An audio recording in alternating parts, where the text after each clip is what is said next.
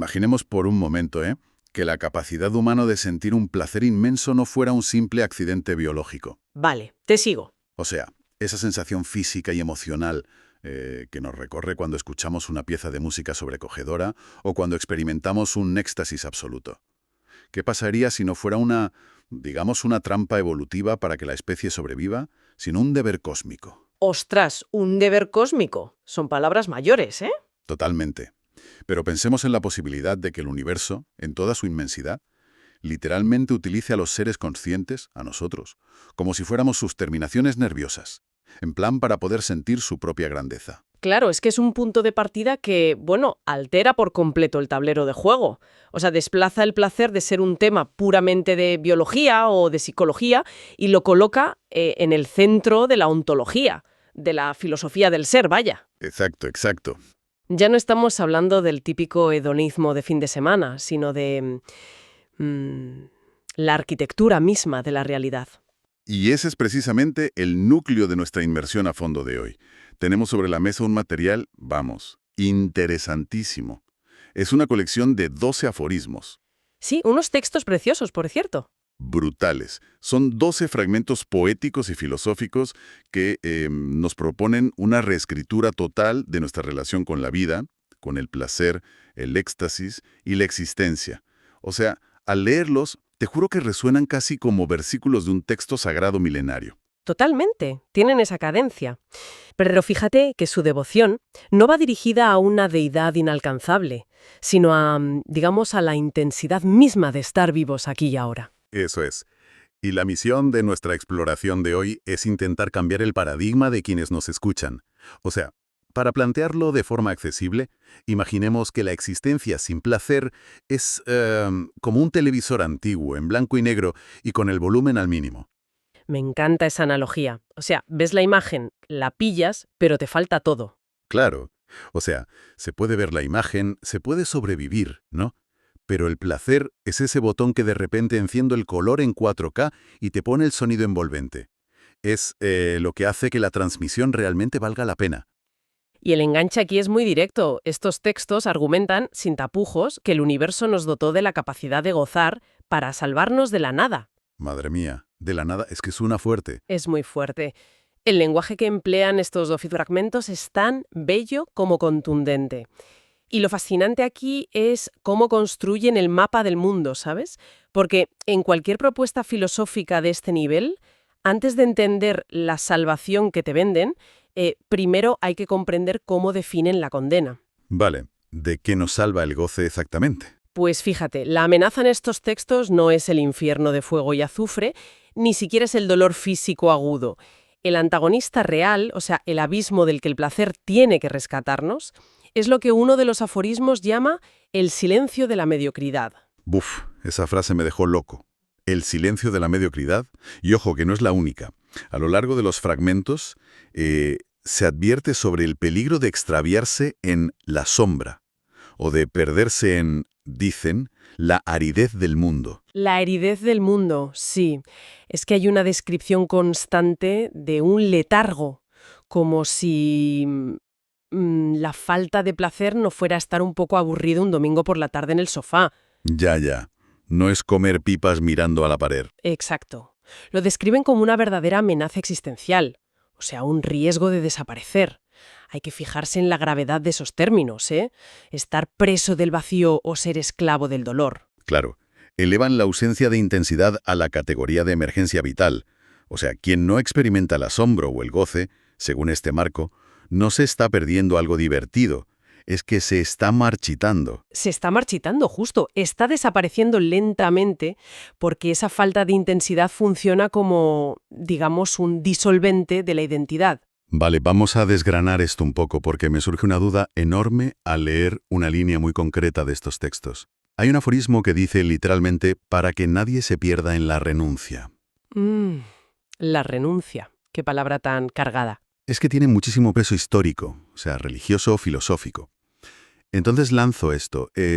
Están estos textos atacando directamente a todas esas filosofías ascéticas que nos han repetido machaconamente que el deseo y el placer son distracciones. Pues, a ver, El uso del término renuncia ahí yo estoy segura de que no es casual.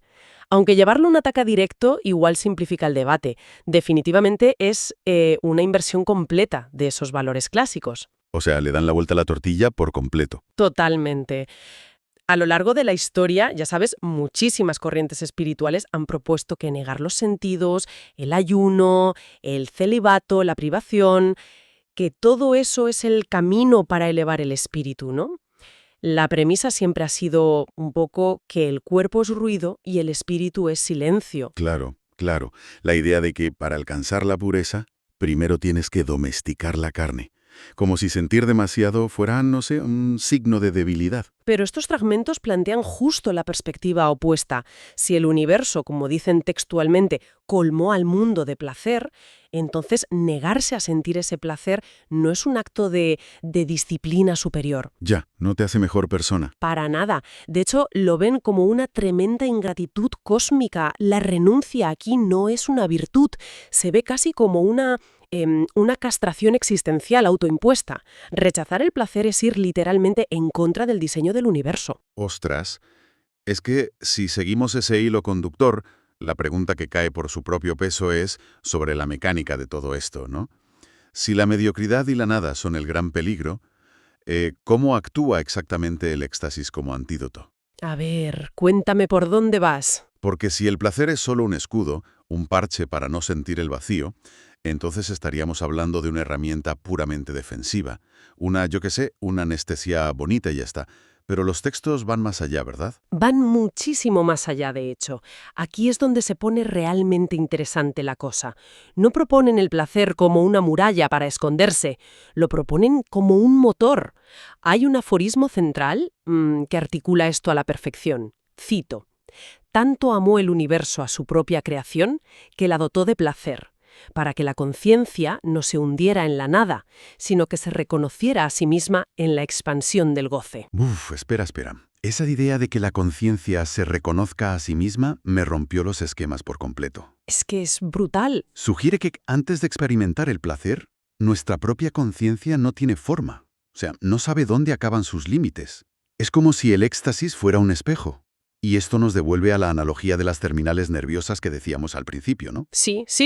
Si conectamos esto con el panorama general, el acto de sentir intensidad es autoconocimiento. Claro, si la existencia, como dice otro fragmento, ama su propio éxtasis, nosotros somos el instrumento.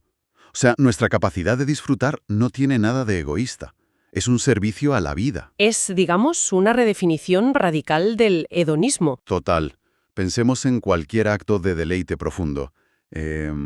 Escuchar un vinilo de tu banda favorita con los ojos cerrados. O morder una fruta perfecta. O simplemente, yo qué sé, el calor del sol en la cara en pleno enero. Qué maravilla. Bajo la lupa de estos textos, no te estás dando un caprichito individual encapsulado en tu cerebro.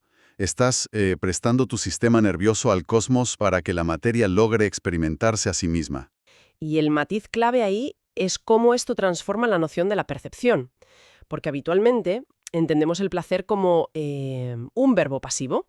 Algo que te pasa, un estímulo agradable choca contra ti y tú eres el recipiente. No. Ya, como que lo recibes y punto. Exacto. Sin embargo, los fragmentos formulan el éxtasis como una herramienta activa, como una expansión geométrica del ser. Mencionan que el goce sirve para que se expanda hasta donde alcance su deseo. La conciencia, digamos, empuja sus propias paredes. El espacio metafísico que ocupas en el mundo se vuelve más denso. Crece. Literalmente te haces más grande por dentro. Pero a ver, aquí es donde confieso que la lectura se me hizo verdaderamente desafiante. Porque los textos no se quedan en expandir la mente. Dan un salto tremendo, hacia la promesa de escapar de la mortalidad temporal. Sí. Entramos en el territorio de la inmortalidad temporal, que es, de lejos, la promesa más ambiciosa de estos aforismos. Es que prometen cosas como alcanzar una existencia infinita. Hablan de una fuente inagotable y de una reverberación eterna. E incluso, fíjate, hay una línea súper solemne que asegura que el verdadero placer justifica cada respiro de quien lo habita. Justifica cada respiro.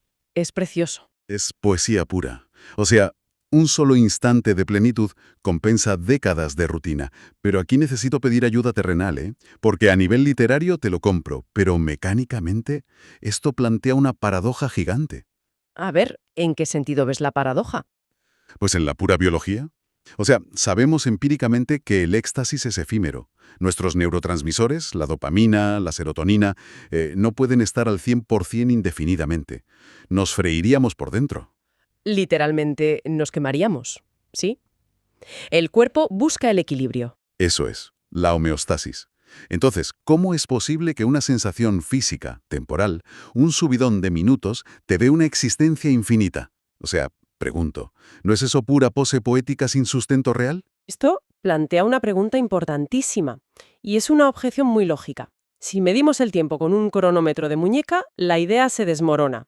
Pero la eternidad que plantean estas filosofías, que por cierto cuadra bastante con estudios modernos de neurociencia, no se refiere a una cantidad de tiempo. No prometen que vayas a vivir 1000 años. Vale, entonces, ¿de qué hablan? Hablan de una eternidad, digamos, vertical, de la profundidad de la experiencia. La intensidad rompe la linealidad del tiempo. A ver, explícame eso de la eternidad vertical. ¿Cómo altera la intensidad la percepción del tiempo? Pues mira, si observamos lo que ocurre en el cerebro humano durante los estados de flujo extremo, o en el éxtasis místico, o cuando te sobrecoge una obra de arte, la percepción lineal del tiempo colapsa. Hay unas redes, concretamente la red neuronal por defecto, que son las encargadas de construir tu narrativa autobiográfica. Vale, la vocecita que te dice qué hiciste ayer y qué vas a cenar hoy. Exactamente. La que te tiene maquinando, pues en momentos de intensidad absoluta, esa red se silencia, se apaga casi por completo. O sea, el pasado y el futuro desaparecen de la ecuación. Desaparecen totalmente. Tu atención se ancla en el momento presente con una densidad brutal. Y cuando tu cerebro deja de procesar el tiempo como una secuencia de antes y después, el ahora se vuelve eterno a nivel perceptivo. Claro, no hay límite porque no hay transcurso. Eso es. A eso se refieren con la reverberación eterna. Aquí, una vez que has experimentado esa profundidad abismal, el impacto cognitivo te altera la línea base, para siempre. Ostras. Es como cambiar una regla de medir, que la pones plana a lo largo de una mesa, por una plomada que tiras hacia el fondo del océano. Qué buena analogía. Sí, O sea, la longitud de la regla da absolutamente igual, si la plomada baja kilómetros en un solo punto. Y claro, esa plenitud que nace de sentir cambia por completo el peso de la vida. Solemos pensar en una vida plena como una vida larga. No, soplar 100 velas, sumar días y ya está. sumar días caminando en línea recta. Pero bajo esta lente, un solo momento de estar verdaderamente encendido, o sea, de éxtasis absoluto, vale más, tiene mucha más realidad que 40 años de caminar sonámbulo en la aridez. Es que esa es la distinción vital entre durar y existir. O sea, durar es un fenómeno puramente cronológico. Es apilar latidos del corazón uno detrás de otro, evitando peligros. Sobrevivir. Pero existir, según estos aforismos, requiere ignición. Requiere prender la chispa. Exacto. Requiere encender esa chispa del asombro, aunque sepas que el destello es breve. Porque el eco de ese destello es lo que te da esa existencia infinita. Entonces, ¿qué significa todo esto? Vamos a recapitular un poco porque el viaje ha sido telita. Así de intenso, sí. Hemos partido de unos fragmentos que, lejos de decirnos pásatelo bien, funcionan como una brújula vital. O sea, nos exigen dejar de pedir perdón por buscar el goce. Totalmente. Nos dicen que el placer y el éxtasis son los regalos fundacionales de la vida, que el placer es el lenguaje por el que la existencia se comprende a sí misma. Y que ignorar ese lenguaje por miedo o por la famosa renuncia no nos hace más sabios. O sea, nos hace invisibles. Nos disuelve en esa mediocridad, en ese vacío que, según los textos, es la verdadera muerte. Es un marco de pensamiento que, claro, exige eliminar toda esa culpa cultural que le ponemos al disfrute. Te pide reconocer que buscar la intensidad no es una distracción del trabajo duro de vivir. Es que es tu responsabilidad principal. Y esto, fíjate, inevitablemente nos deja frente a un dilema muy incómodo para el día a día. Porque la teoría es preciosa. Claro, plantearlo en abstracto es fácil. Aterrizarlo cuando suena el despertador a las 7 de la mañana, pues cuesta más. Exacto. Si damos por buena la premisa central, esa frase de que todos encuentren su verdad en la intensidad, el choque contra nuestra rutina es brutal, porque nos obliga a cuestionarnos cuántas horas nos pasamos habitando el conformismo. Muchísimas. Pensemos en una tarde cualquiera donde nos dejamos llevar por la inercia, donde nos anestesiamos con el móvil, con estímulos baratos, solo porque es lo cómodo. Es que, bajo la luz de esta filosofía, estos momentos ya no son un descansito inofensivo, son pequeñas rendiciones ante la nada. Aceptar ese silencio de la mediocridad es fracasar en relacionarte con el universo. Madre mía, es que modifica por completo el peso de nuestras decisiones más tontas. Y aquí es donde quiero lanzar una reflexión final, una provocación para quien nos esté escuchando al otro lado. A ver, dispara. Si la verdad de nuestra existencia solo se revela a través de la intensidad del gozo, ¿en cuántas áreas de nuestra rutina nos estamos conformando con la aridez del mundo? O sea, ¿qué pasaría si a partir de hoy decidiéramos que buscar el asombro no es un caprichito del fin de semana, sino nuestra principal responsabilidad existencial? Es una pregunta enorme, porque si la capacidad de sentir placer es el faro para no perdernos en las sombras, habría que preguntarse cuántas veces apagamos ese faro nosotros mismos. Totalmente. Un pensamiento fundamental para rumiar la próxima vez que nos veamos al borde del letargo, conformándonos con sobrevivir cuando literalmente se nos ha dado todo para existir. O sea que venerar el dolor, glorificar el estar siempre exhaustos, nos ha abocado, a un mundo exhausto. Un mundo completamente agotado. Nos ha empujado a diseñar sistemas socioeconómicos basados en la carencia y ha dejado a su paso a seres humanos que están, en esencia, completamente rotos por dentro. Rotos. Y claro, si queremos llegar a asimilar por qué proponen el placer como la cura definitiva, la lógica nos dice que primero debemos diseccionar la enfermedad. Lógico. ¿Y cómo abordan los textos el origen de esta enfermedad exactamente? Pues lo hacen a través de un concepto que ellos denominan el camino de las sombras. El camino de las sombras. Suena oscuro. Lo es, lo es. Plantean un análisis histórico sobre cómo la humanidad ha sido programada a fuego para creer que la privación nos purifica. Ya. La idea de que enfrentarnos a un entorno hostil nos hizo fuertes. Claro, durante milenios enfrentarnos a ese entorno hizo que sobrevivir dependiera de soportar una dureza extrema.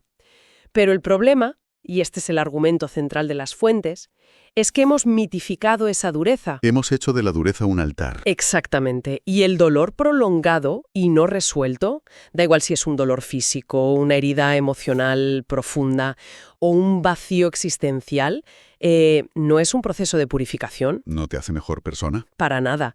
Lo que hace, en realidad, es deformar por completo la percepción humana.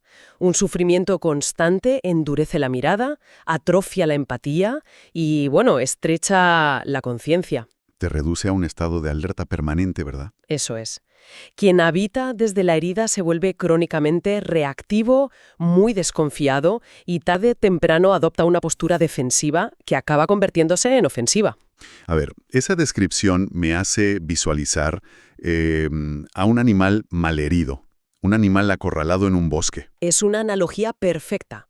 El animal no lo va a percibir como ayuda. O sea, por puro instinto de supervivencia, cegado por el pánico, va a atacar. Va a morder a todo el que se acerque. Exacto. Va a morder a todo lo que se mueva cerca, simplemente porque su universo entero se ha reducido a la amenaza de su propia herida.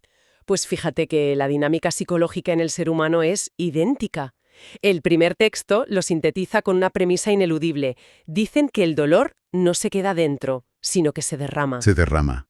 Buf, qué potente. Mucho. Porque el sufrimiento nunca es un compartimento estanco en la psique humana. Ese malestar interno, cuando no encuentra resolución, pues muta. Se transforma en agresión externa, me imagino. Sí, en agresión, en un resentimiento cristalizado y en una necesidad compulsiva, casi desesperada, te diría, de dominar el entorno o a otras personas. Quien siente que se desmorona por dentro busca crear estructuras rígidas de control fuera. Claro. Y esa necesidad de control encaja con una afirmación de las fuentes que, a mí me hizo detener la lectura en seco. ¿Cuál de ellas? Cito textualmente: las guerras no nacen del placer, nacen del miedo. Madre mía, es que es una frase lapidaria. Es una bofetada a nuestra forma de entender la historia total. O sea, sugieren que quienes albergan un vacío existencial gigantesco, quienes están fundamentalmente rotos y aterrorizados por su propio caos interno, son los que salen a buscar el poder externo. Exacto. Buscan fuera lo que no pueden gestionar dentro. Utilizan el conflicto, la confrontación, para intentar compensar esa falta absoluta de control sobre su propia paz. El dolor personal actuando, literalmente, como el combustible fósil de la agresión colectiva. Y si conectamos ese desgarro individual con el panorama geopolítico general, que es lo que hacen, emerge lo que el manifiesto denomina la arquitectura del conflicto. La arquitectura del conflicto, ¿a qué se refieren ahí? La tesis aquí es que las sociedades más beligerantes, las que exhiben una agresividad sistémica o inician guerras a gran escala, son paradójicamente las más reprimidas en su fuero interno. Las más reprimidas, wow. Los textos hablan de poblaciones enteras sumidas en el silencio de la mediocridad. Y, a ver, hay que aclarar que no usan mediocridad en el sentido de no tener éxito laboral, ¿eh? ¿Sino cómo? Se refieren a una existencia plana, carente de vibración, de éxtasis o de gozo verdadero. Una existencia saturada de tensiones ahogadas.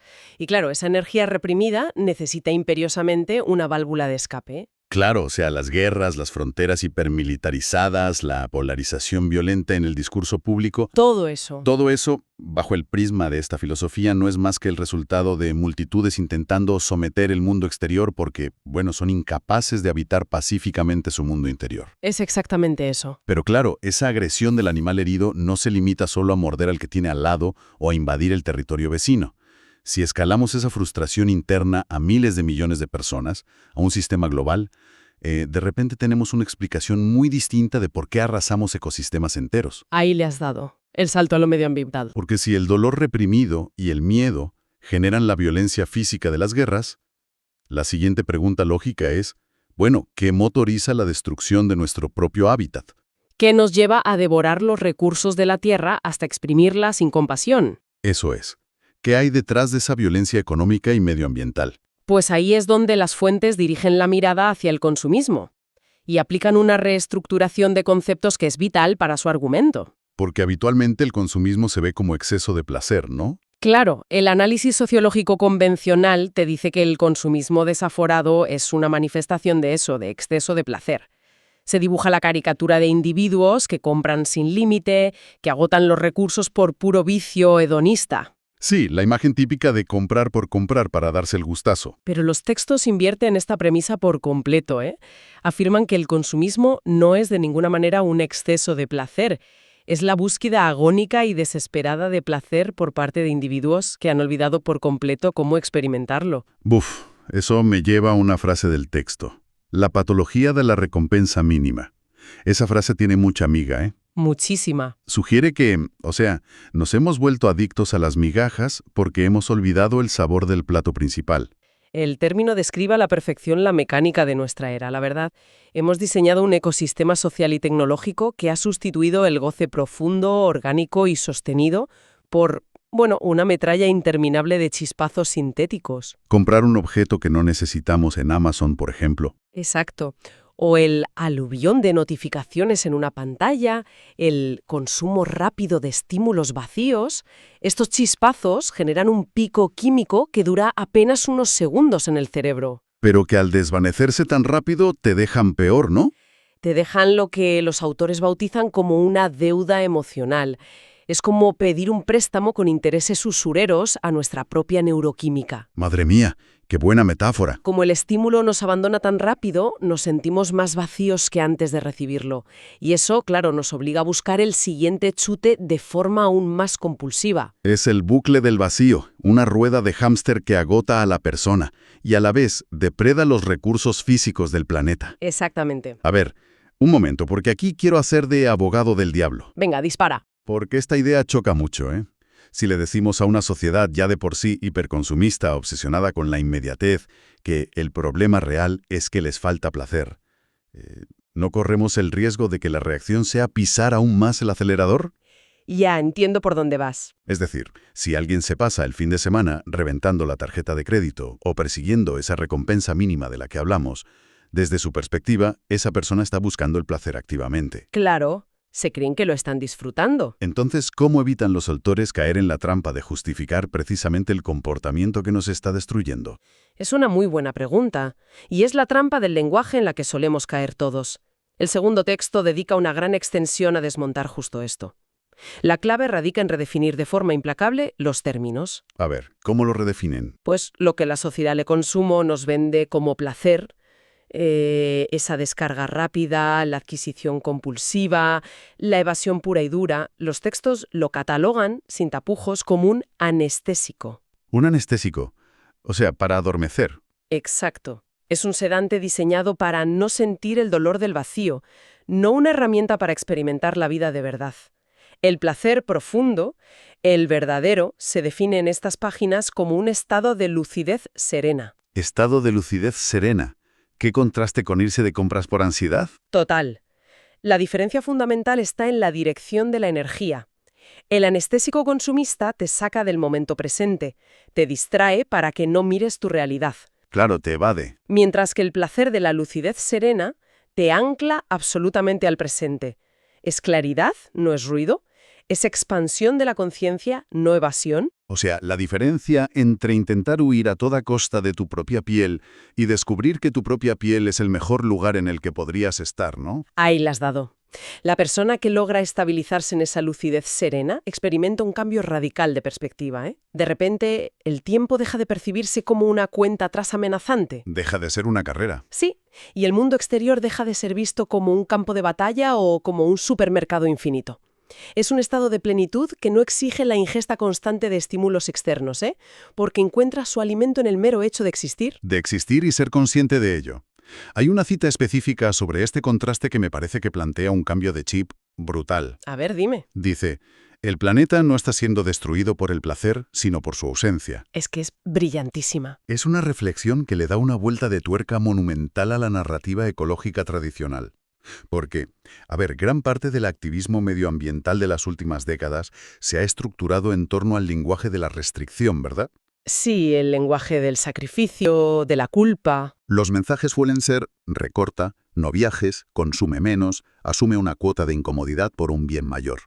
Es en cierto modo volver a pedirle a Atlas que soporte el peso por el bien del universo. Totalmente. Es la misma dinámica del dolor. Pero esta nueva perspectiva nos dice que la verdadera amenaza no es que disfrutemos demasiado.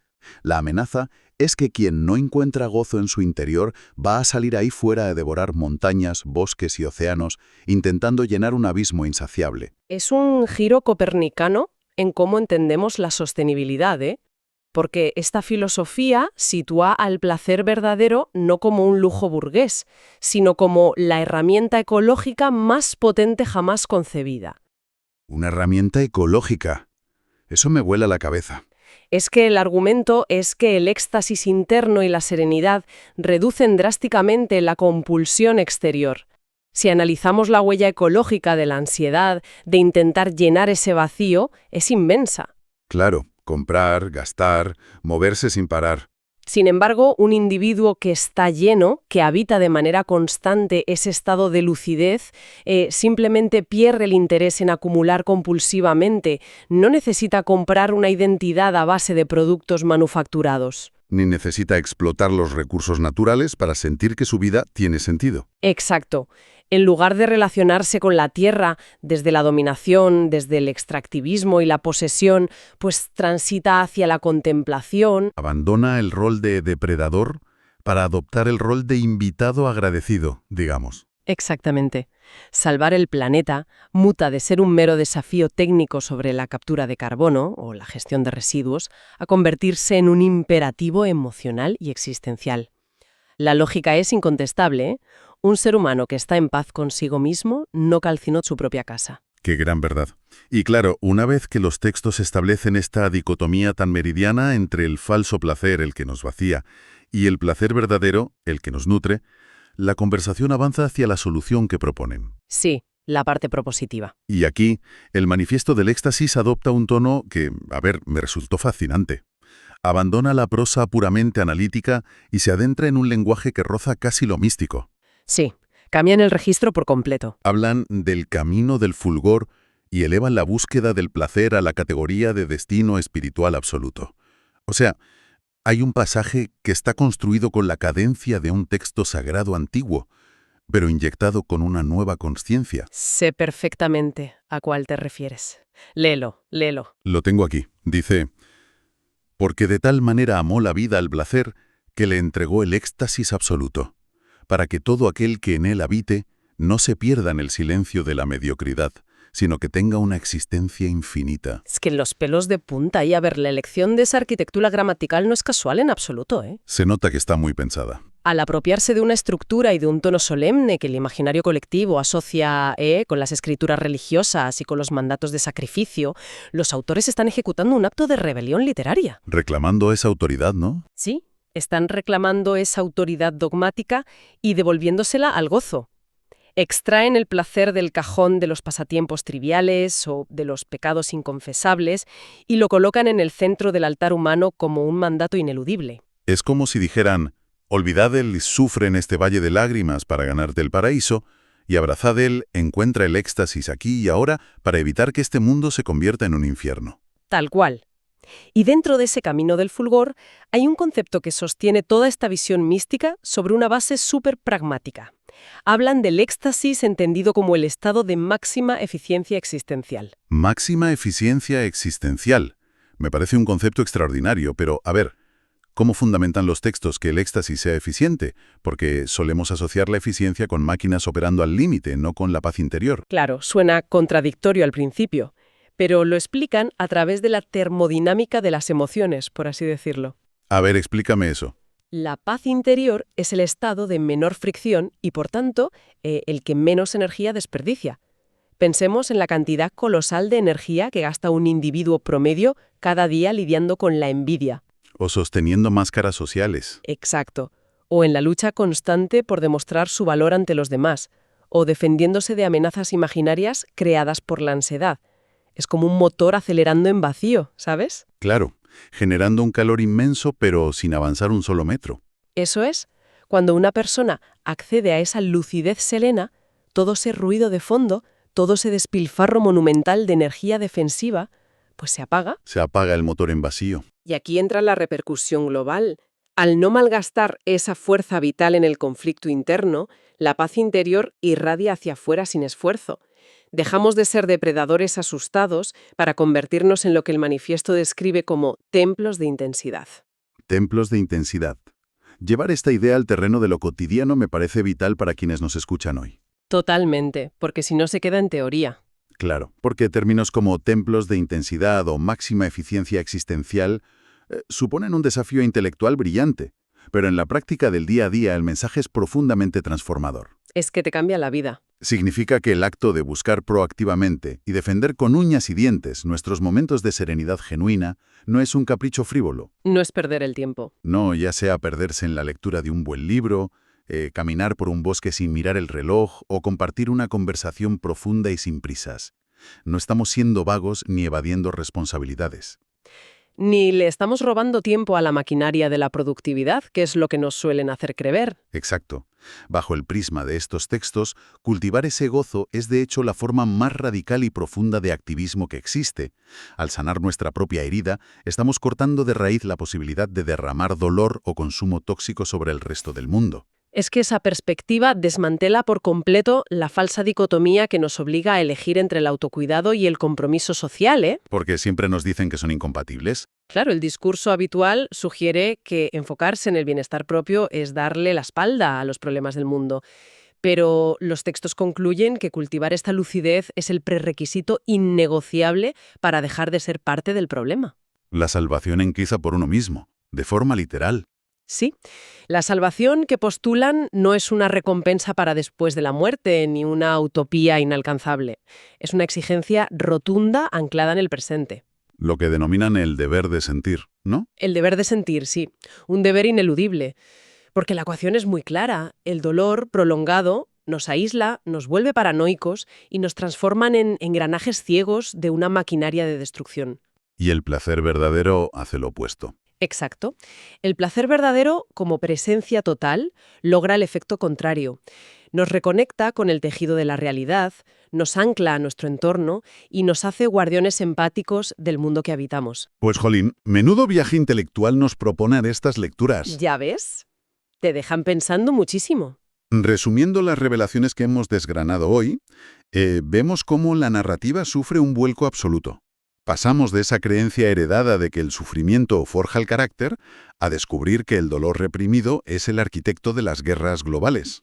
Desmantamos también la ilusión del consumismo como disfrute. Eso es, lo revelamos como el síntoma más trágico de nuestro vacío, esa patología de la recompensa mínima que devora la tierra. Y coronamos el análisis entendiendo que reclamar el placer profundo no es un lujo egoísta, sino el pilar para la viabilidad de nuestra especie.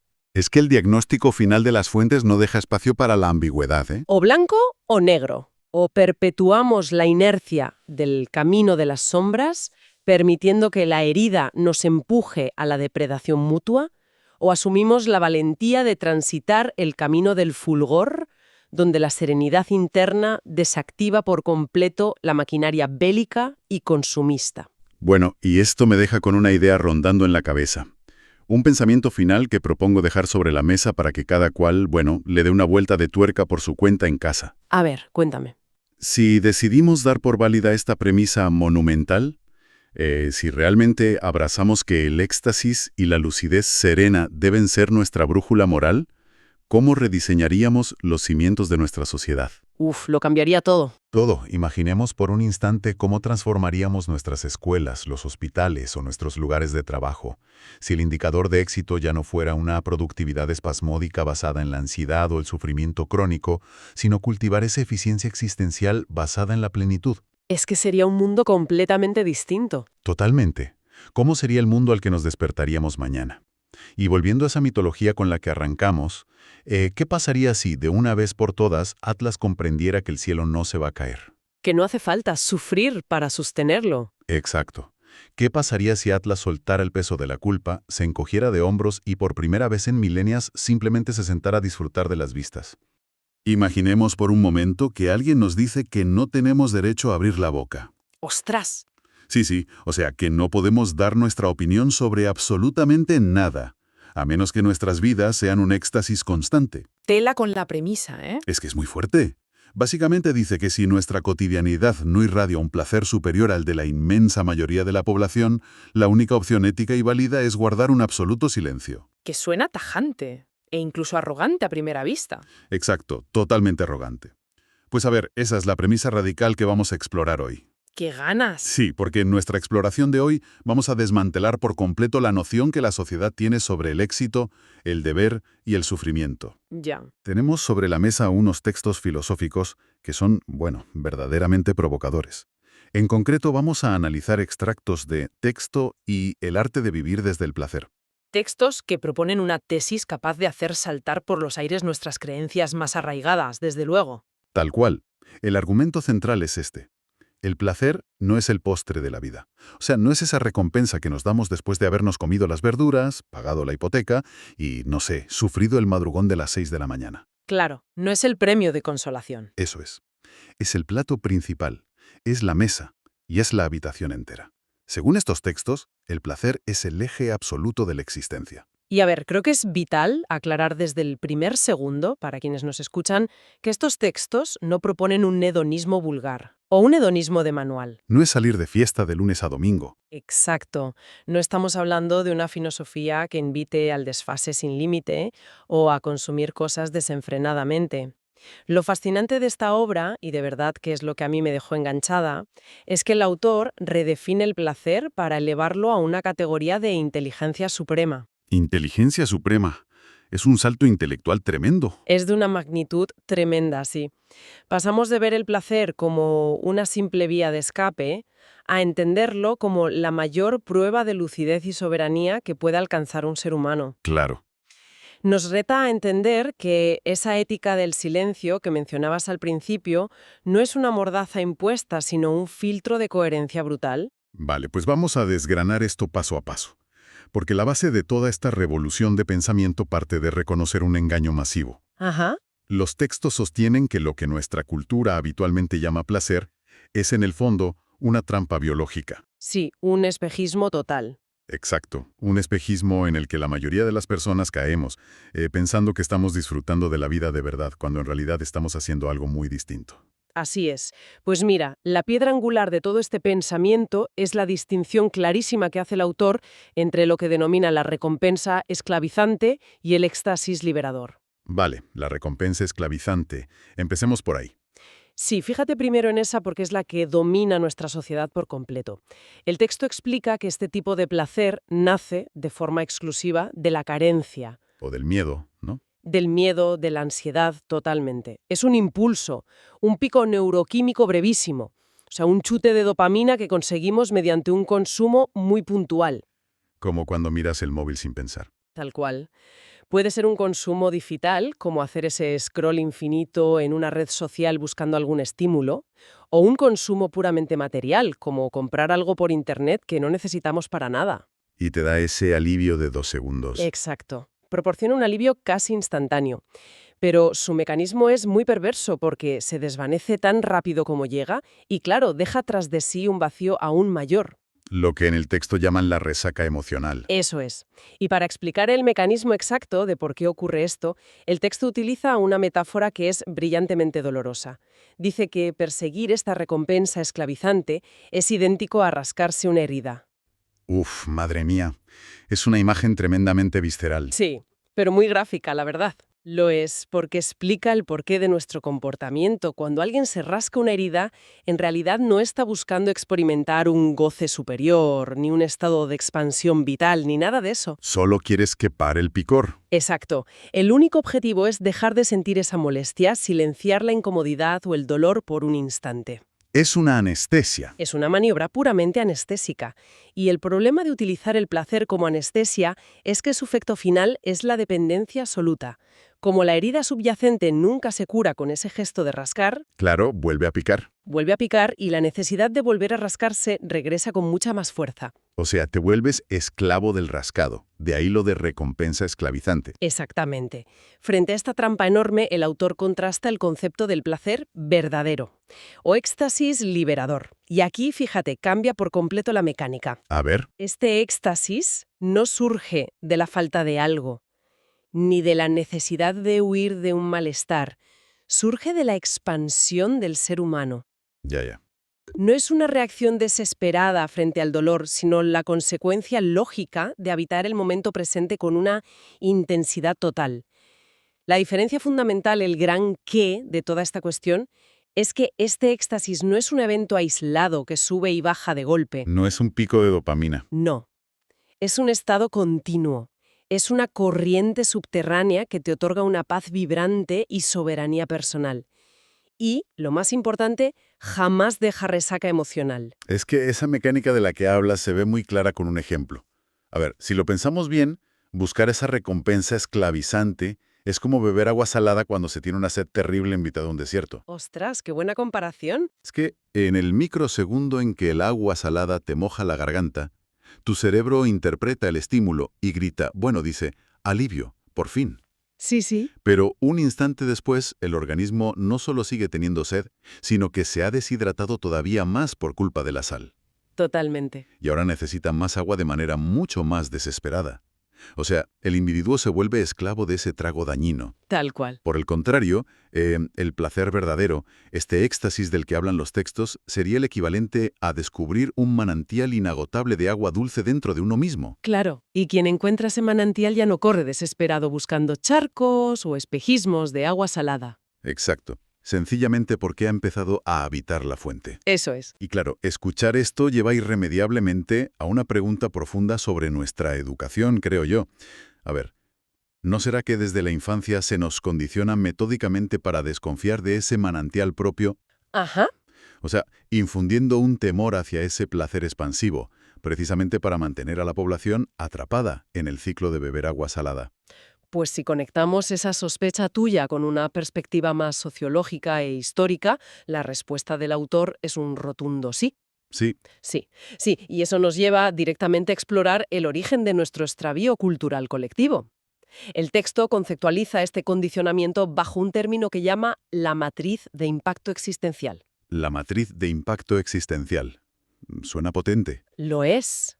Nos explica que desde que somos niños, las estructuras sociales, la escuela, el entorno en general, nos educan y nos adiestran para el deber, para la hiperdisciplina Ya. y sobre todo para la renuncia. Se nos transmite de forma muy sutil, pero constante, que el placer profundo es sospechoso. Como que si te lo pasas demasiado bien, algo malo va a pasar, ¿no? Exactamente.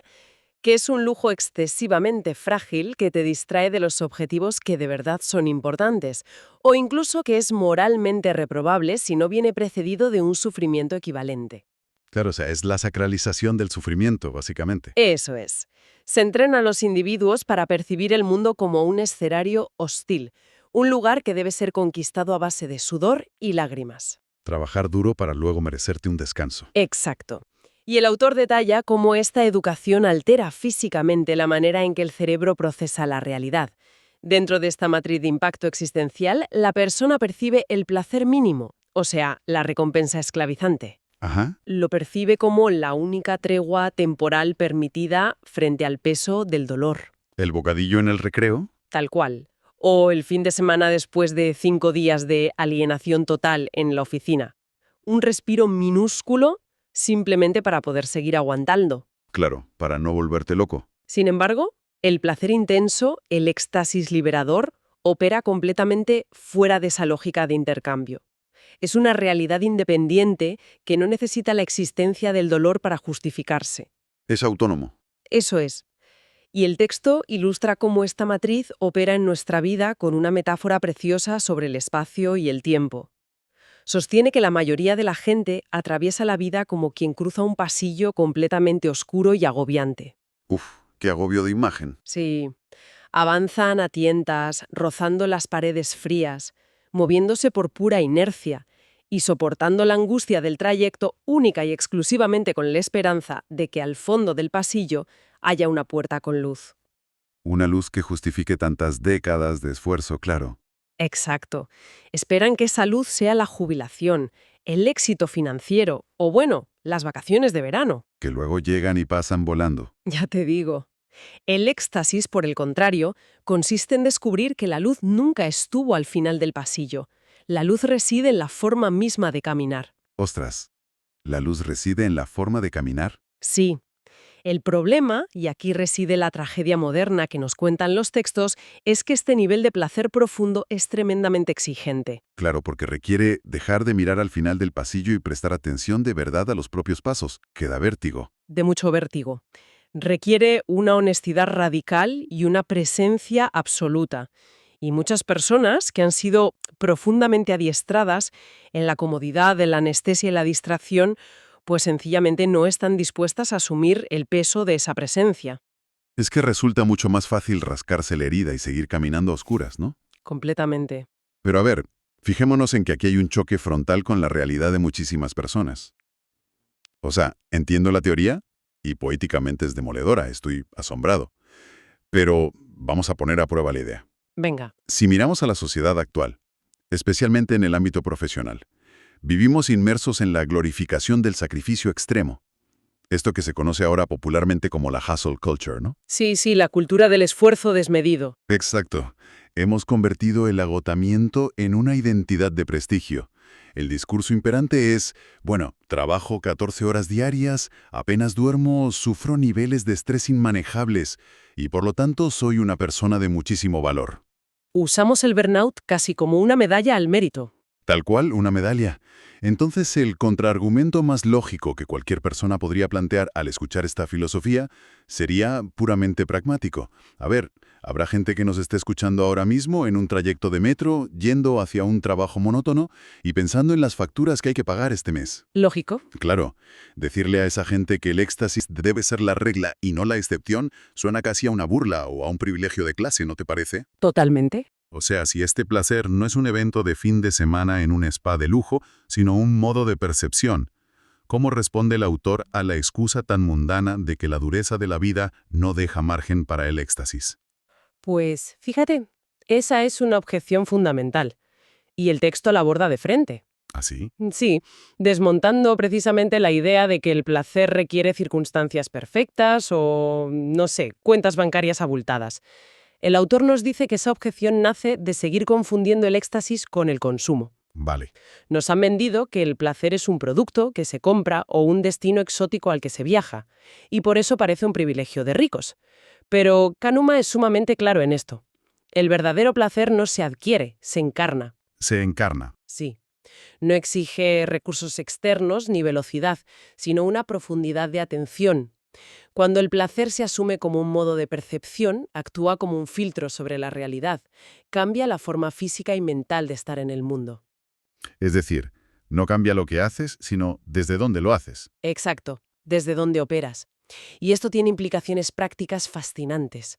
Si se opera desde ese estado, la fricción con el tiempo disminuye, las relaciones interpersonales se abordan desde la generosidad y no desde la defensiva. Claro, no estás tenso todo el día. No lo estás.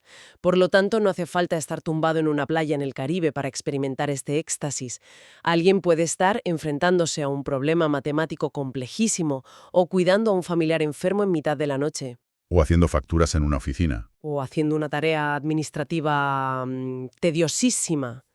Si esa acción se ejecuta desde una conciencia de expansión interior, prestando una atención lúcida y compasiva al presente, ¿Ya? y no desde la ansiedad de quiero terminar esto ya para recibir mi microdosis de dopamina, esa persona está habitando el éxtasis. Está iluminando su pasillo oscuro paso a paso. Qué maravilla de enfoque. La excusa de no hay tiempo para el placer se desmorona por completo bajo esta lupa. Porque el autor nos demuestra que el placer no es una actividad que encajas en los ratitos libres. No es el partido de pádel del jueves. Exacto. Es la postura existencial desde la cual decides afrontar cada segundo de vigilia. Es que es un cambio de paradigma espectacular, de verdad. Significa pasar de esa mentalidad de el placer es la distracción que consumo cuando no estoy produciendo, Ajá. a la convicción firme de el placer es la inteligencia soberana desde la cual opero, independientemente de la tarea que tenga entre manos. Lo has resumido perfectamente. Y a ver, si aceptamos esto, si aceptamos que vivir desde el éxtasis transforma por completo cómo habitamos el mundo, lógicamente debería transformar también cómo nos relacionamos y nos comunicamos con los demás. Claro. Y creo que esto nos lleva, de manera orgánica, a la conclusión más implacable y provocadora de toda la lectura. La famosa ética del silencio. Aquí es donde la cosa se pone seria. Muy seria.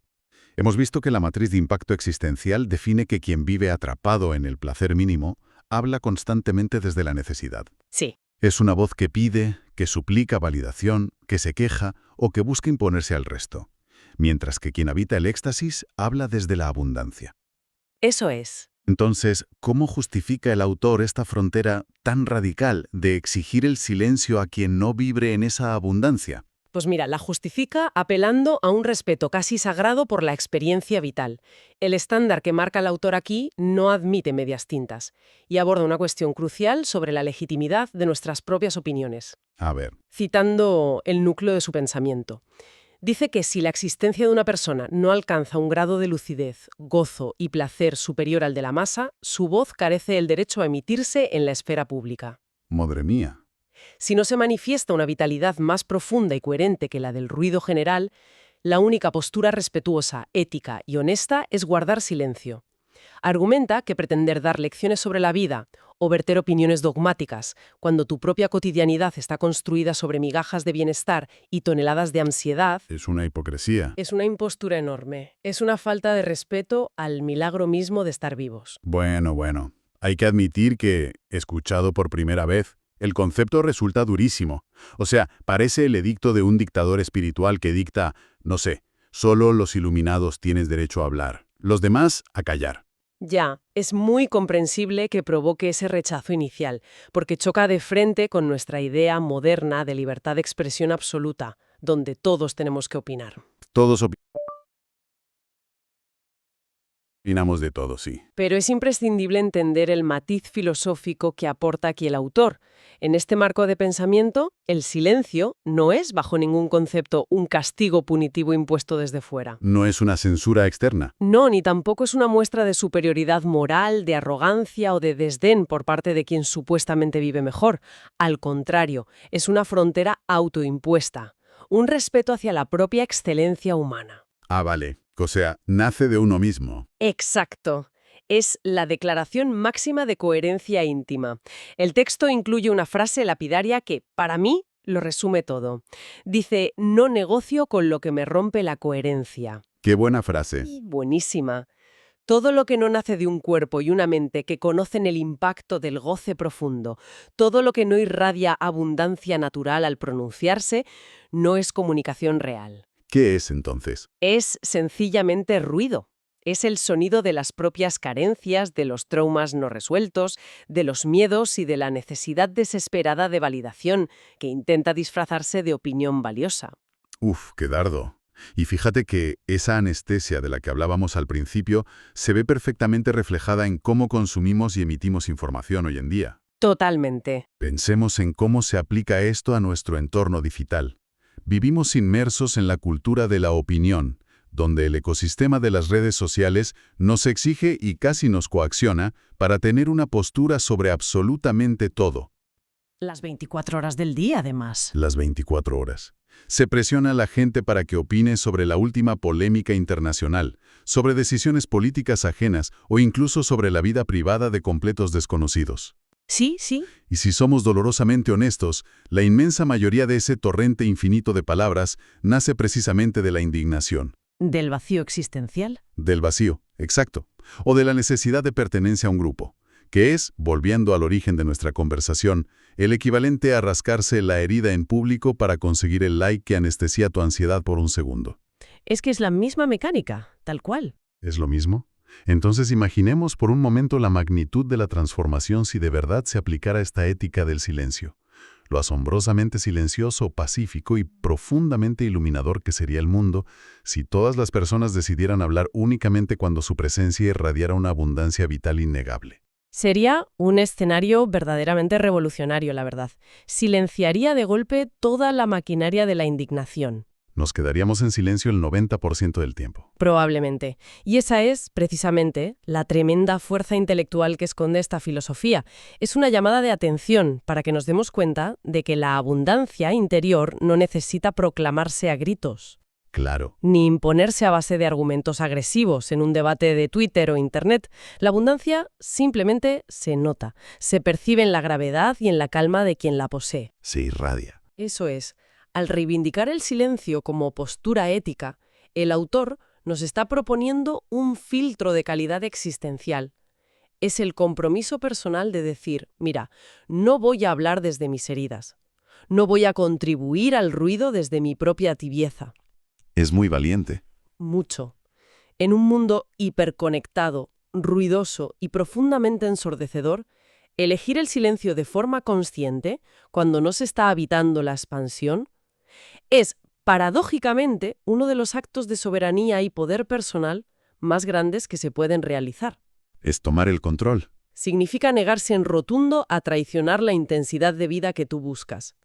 Y negarse a ser un engranaje más en la fábrica de ruido colectivo. Es como firmar un pacto íntimo que dice, bueno, no voy a ensuciar este silencio hasta que mis palabras sean más hermosas, útiles y plenas que el silencio mismo. Qué bonito eso. Me parece un punto culminante maravilloso. Y bueno, vamos a intentar recapitular el inmenso y complejo viaje intelectual que hemos hecho hoy a través de estas páginas, porque ha sido intenso. Ha sido un viaje, desde luego. Empezamos nuestra exploración de hoy demoliendo por completo el paradigma del placer como un simple vicio pasajero o un alivio de fin de semana, concedido por portarnos bien. Hemos visto cómo los textos lo elevan a la categoría de inteligencia suprema, una especie de brújula vital que nos orienta de verdad. Analizamos a fondo la dicotomía entre esa recompensa esclavizante, Esa de rascar la herida sin parar. exacto, la que nace de rascar continuamente la herida para evitar sentir dolor, y el éxtasis liberador, que es un estado continuo de lucidez y expansión que nos otorga una verdadera soberanía personal. Sí. También entendimos cómo la matriz de impacto existencial nos ha adiestrado desde pequeños para caminar a oscuras por un pasillo, soportando el sufrimiento por un espejismo futuro. Esa luz al final que nunca llega. Y finalmente, cruzamos la exigente frontera de la ética del silencio. Ese desafío brutal de elegir callar si la propia vida no es un testimonio rotundo de alegría y coherencia. Y fíjate, creo que el gran valor de desgranar todos estos conceptos hoy, para la gente que nos escucha, no es generar un sentimiento de culpa, ¿eh? Claro, no se trata de fustigarse. Para nada. El objetivo de esta filosofía, estoy convencida, no es que la gente emita juicios destructivos sobre sus propias rutinas. La invitación real es a realizar una auditoría existencial profunda y honesta. Como un autoexamen, pero sin maldad. Exacto. Desde la simple observación, mirar las recompensas que perseguimos cada día. El consumo digital desaforado, las compras impulsivas, los debates estériles que solo nos generan tensión. El ruido, vamos. El ruido. Y preguntarse de manera muy objetiva, a ver, ¿estas dinámicas están construyendo y expandiendo mi capacidad de estar presente? ¿O simplemente funcionan como un anestésico temporal que me permite soportar la caminata por el pasillo oscuro? Es una pregunta clave. Es que identificar con claridad si operamos desde la necesidad urgente del esclavo o desde la abundancia del soberano es el primer paso. Es absolutamente indispensable para poder recalibrar esa brújula interior hacia el éxtasis auténtico, batido hoy. Para que quienes nos han acompañado en este recorrido le den una vuelta durante los próximos días. A ver, cuéntame. Hemos establecido que el verdadero placer, ese éxtasis liberador del que habla el autor, requiere una presencia inquebrantable, una atención profunda a la realidad y una lucidez total. Totalmente. Teniendo esto en cuenta, ¿es posible que el ecosistema tecnológico moderno y la economía de la atención en la que estamos inmersos todos no solo nos estén distrayendo como un efecto secundario sin querer? ¡Ostras! ¿Es posible que toda esta arquitectura digital esté diseñada deliberadamente para mantener al ser humano atascado en el bucle de la recompensa esclavizante? ¡Qué fuerte! Pero tiene todo el sentido. Claro, porque si lo pensamos bien, una persona que logra vivir desde esa soberanía absoluta, que no necesita consumir compulsivamente para sentir plenitud y a la que el silencio no le aterra sino que le nutre, es una persona que se vuelve completamente incontrolable para el sistema. Es un espíritu libre. No lo pueden manipular. Exacto. Quizás, al mantener a la población en un estado perpetuo de ansiedad y distracción, rascando infinitamente la herida digital en busca de esas microdosis de alivio, se evita que descubramos el poder inmenso de nuestra propia libertad. Es, en el fondo, una invitación a auditar dónde ponemos nuestra atención. Desde luego. Porque al final resulta que el postre de la vida siempre estuvo ahí, esperando para ser el plato principal. Pero parece que alguien se encargó de convencernos de que las migajas eran suficientes con tal de que nunca llegáramos a encender la luz del pasillo. Me dejas sin palabras. Una reflexión brillante para cerrar. Bueno, muchísimas gracias por acompañarnos en esta travesía de pensamiento tan intensa. Ha sido un auténtico disfrute compartir y desgranar estos textos, y ojalá las reflexiones de hoy sirvan de brújula a muchos para empezar a caminar desde la abundancia. Nos escuchamos en la próxima exploración.